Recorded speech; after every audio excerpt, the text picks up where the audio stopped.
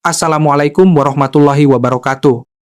Pernahkah Anda membayangkan seorang penguasa kekaisaran yang membentang dari Mesir hingga Yaman, yang mengalahkan pasukan musuh terkuat di zamannya? Namun saat meninggal, ia hanya meninggalkan harta yang sangat sedikit, hanya 1 dinar dan 36 dirham. Tidak ada tahta, tidak ada perbendaharaan, hanya kesederhanaan. Seorang panglima perang yang begitu perkasa, yang dikagumi oleh kawan dan lawan. Pemimpin yang dikenal dengan kesederhanaan, keadilan, keberanian, dan keteladanan akhlaknya. Tidak seperti negara Konoha yang dewasa ini banyak sekali ketimpangan. Di abad ke-12, dunia Islam di Timur Tengah berada dalam situasi yang nyaris tanpa harapan.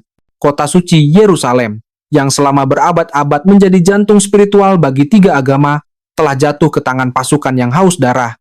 Dan umat muslim terkoyak dalam perpecahan internal yang tak berkesudahan. Ini bukan masa kejayaan, melainkan era kegelapan. Namun, dari kejadian itulah, bangkit seorang pemuda yang tak hanya menguasai strategi militer, tetapi juga menaklukkan hati musuh-musuhnya. Namanya Yusuf bin Ayyub, yang lebih dikenal dengan nama Salahuddin al-Ayyubi. Ia bukan lahir sebagai pangeran di singgasana megah, melainkan sebagai seorang ksatria yang diuji oleh badai zaman. Kisahnya adalah bukti nyata bahwa kekuatan sejati tidak datang dari kekuasaan, melainkan dari keberanian, keadilan, dan akhlak yang mulia. Sebelum kemunculan Salahuddin, kondisi politik dan militer di Timur Tengah sangatlah rapuh. Berbagai entitas politik Islam, seperti Daulah Fatimiyah di Mesir dan Daulah Abbasiyah di Baghdad, berada dalam kemunduran dan saling bersaing memperebutkan kekuasaan. Umat Islam tidak lagi disatukan oleh satu kepemimpinan yang kuat, melainkan terpecah belah menjadi banyak negara kota kecil yang seringkali terlibat dalam konflik satu sama lain. Kelemahan dan ketidakstabilan ini merupakan kondisi paling parah yang belum pernah terjadi sebelumnya. Akibatnya, wilayah strategis seperti Suriah dan Palestina menjadi medan pertempuran sengit yang tidak hanya melibatkan kekuatan Muslim yang berbeda, tetapi juga memungkinkan ekspansi kekuatan eksternal. Dalam kondisi yang demikian, kekuatan Kristen Eropa melihat peluang besar untuk melancarkan apa yang kemudian dikenal sebagai Perang Salib. Meskipun sering digambarkan sebagai perang yang murni bermotif religius, yakni keinginan untuk merebut kembali kota suci Yerusalem yang telah berada di bawah kendali Muslim sejak 638 Masehi. Perang Salib juga didorong oleh ambisi politik dan ekonomi. Para bangsawan Eropa melihatnya sebagai kesempatan untuk memperluas wilayah kekuasaan mereka. Sementara para pedagang melihat Timur Tengah sebagai persimpangan rute perdagangan yang sangat menguntungkan. Paus Urbanus II melalui Konsili Clermont pada tahun 1095 Masehi, berhasil mengobarkan semangat ini dengan menawarkan pengampunan penuh dosa. Fenomena ini menjadi cerminan nyata dari kegagalan internal umat Islam. Perpecahan politik yang meluas dan hilangnya kepemimpinan efektiflah yang menjadi penyebab utama mengapa tentara salib, yang secara militer tidak selalu lebih unggul, berhasil merebut dan menguasai satu persatu wilayah kekuasaan Islam. Kemenangan awal mereka bukanlah bukti superioritas, melainkan akibat langsung dari ketidakmampuan dunia Islam untuk bersatu dan mempertahankan diri. Momen ini, di mana umat Muslim berada di titik terendah, menjadi latar belakang kritis yang akan mengubah alur sejarah. Salahuddin Yusuf bin Ayyub, yang nama lengkapnya adalah Salah ad-Din Yusuf bin Ayyub, tidak tumbuh di lingkungan istana yang serba mewah. Lahir di Tikrit, Irak, pada tahun 1137 Masehi dari keluarga Kurdi. Ia ditempa sejak dini dalam dunia peperangan dan politik di bawah bimbingan ayah dan pamannya, Asaduddin Shirkuh. Sejak masa mudanya, Salahuddin telah menunjukkan bakat luar biasa tidak hanya dalam seni berperang seperti menunggang kuda dan memanah, tetapi juga dalam ilmu pengetahuan Islam dan administrasi.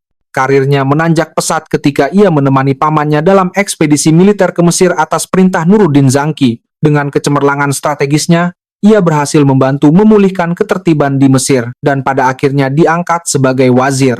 Wazir yakni seorang penasihat atau menteri politik dan keagamaan yang berkedudukan tinggi.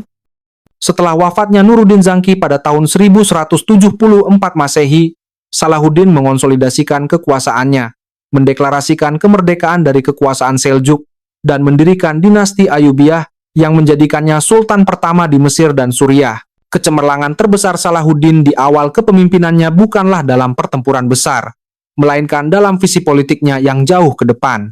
Ia menyadari bahwa melawan tentara salib yang terorganisir tanpa persatuan adalah sebuah kesia-siaan.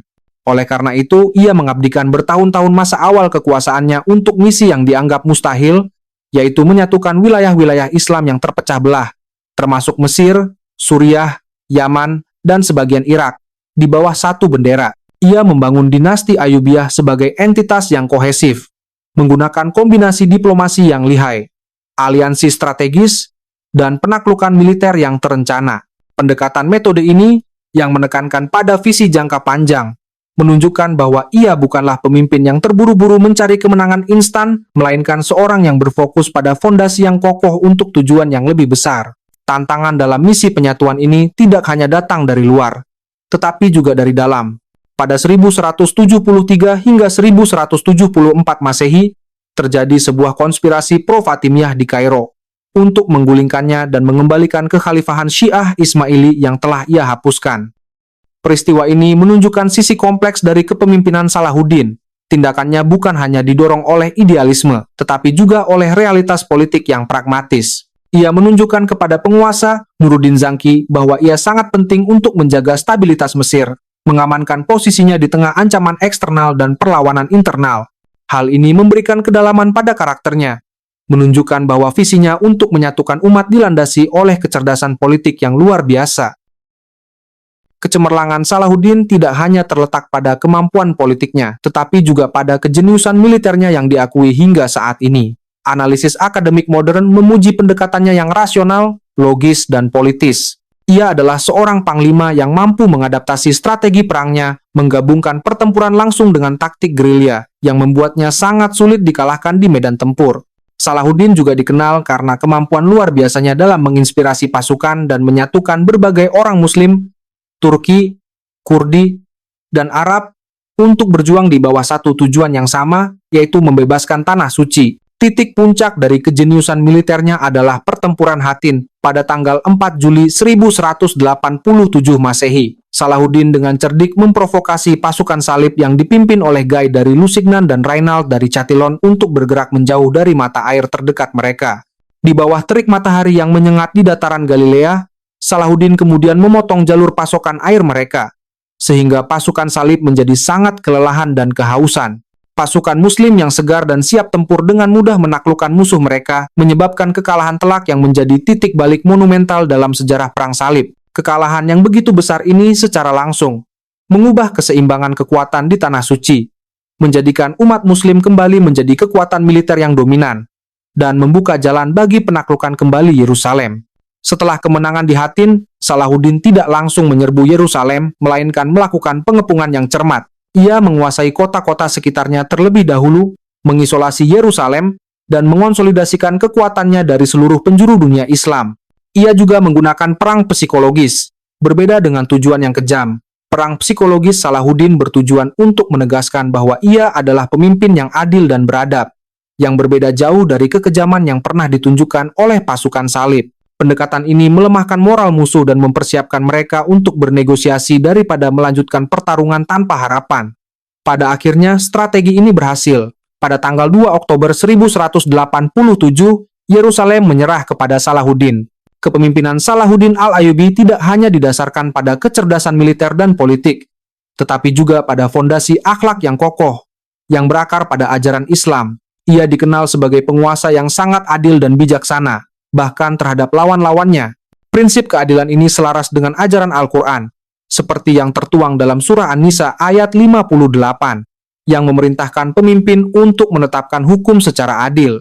Dalam hadis riwayat Bukhari dan Muslim, Rasulullah Shallallahu Alaihi Wasallam juga menjelaskan bahwa seorang pemimpin adalah perisai bagi umatnya, tempat mereka berlindung dan tempat perjuangan mereka disatukan. Momen yang menegaskan keagungan akhlaknya adalah perlakuan beliau terhadap tawanan dan penduduk Kristen Yerusalem. Kontras antara dua peristiwa penaklukan Yerusalem begitu tajam dan monumental. Ketika pasukan salib merebut Yerusalem pada tahun 1099 Masehi, mereka melakukan pembantaian massal terhadap penduduk Muslim dan Yahudi, mengubah kota menjadi lautan darah. Sebaliknya, saat Salahuddin berhasil merebut kembali kota itu pada tahun 1187 Masehi, ia menunjukkan belas kasih yang luar biasa. Ia mengizinkan penduduk Kristen pergi dengan aman, memberikan jaminan keselamatan, dan membebaskan banyak tawanan dengan tebusan yang ringan. atau bahkan tanpa tebusan sama sekali. Sikap ini sepenuhnya mencerminkan etika perang yang diajarkan dalam Islam, sebagaimana dicontohkan oleh Rasulullah Shallallahu Alaihi Wasallam yang memperlakukan tawanan dengan kasih sayang dan menawarkan opsi pembebasan dengan tebusan atau tanpa syarat. Hubungan antara Salahuddin dan Raja Richard I dari Inggris, yang dikenal sebagai Richard the Lionheart, adalah salah satu contoh klasik dari rivalitas yang dihiasi dengan rasa hormat. Kisah paling terkenal adalah saat Raja Richard jatuh sakit. Salahuddin tanpa ragu mengirimkan dokter pribadinya untuk mengobatinya. Sikap kesatria ini semakin dipertegas oleh perbandingan dengan tindakan yang dilakukan Richard di Acre, di mana ia membantai 2.600 tawanan Muslim. Perbedaan perlakuan ini bukan sekadar anekdot, melainkan bukti nyata dari dua etika kepemimpinan yang bertolak belakang. Salahuddin menunjukkan bahwa kekuatan yang sejati adalah kekuatan yang dilandasi moralitas, sementara Richard menunjukkan bahwa kekuatan tanpa etika hanya akan menghasilkan kebrutalan. Kisah Salahuddin Al-Ayyubi adalah narasi yang tidak lekang oleh zaman. Beliau adalah simbol kepemimpinan yang adil dan bijaksana, yang berhasil membawa kejayaan bagi umat Islam melalui keberanian, komitmen pada keadilan, dan pembelaan terhadap rakyatnya. Kepemimpinan beliau mengajarkan bahwa persatuan umat adalah prasyarat fundamental untuk meraih kemajuan dan menghadapi tantangan zaman. Di tengah berbagai tantangan dan perpecahan di era modern ini, kisah Salahuddin memberikan pelajaran berharga bahwa kekuatan sejati tidak terletak pada dominasi fisik, melainkan pada integritas moral, visi jangka panjang, dan kemampuan untuk menyatukan hati masyarakat. Salahuddin meninggal pada tanggal 4 Maret tahun 1193. Hanya meninggalkan harta yang sangat sedikit. Kekayaan pribadinya hanyalah 1 dinar dan 36 dirham, yang menunjukkan betapa sederhananya gaya hidupnya dan betapa ia tidak terikat pada gemerlap dunia. Ia lebih memilih untuk mengalokasikan pendapatannya untuk membangun sekolah, surau, dan membantu rakyat miskin. Warisannya bukanlah tumpukan emas atau benteng-benteng yang tak tertembus, melainkan keteladanan akhlak, visi persatuan, dan penghormatan yang ia tanamkan pada setiap individu, baik kawan maupun lawan. Jika kisah inspiratif ini menyentuh hati Anda, mari kita bersama-sama sebarkan pesan persatuan dan keadilan yang diwariskan oleh Salahuddin Al-Ayyubi. Beri like video ini, subscribe ke channel kami untuk kisah-kisah pahlawan Islam lainnya, dan bagikan kepada orang-orang terdekat Anda. Terima kasih telah menonton. Wassalamualaikum warahmatullahi wabarakatuh.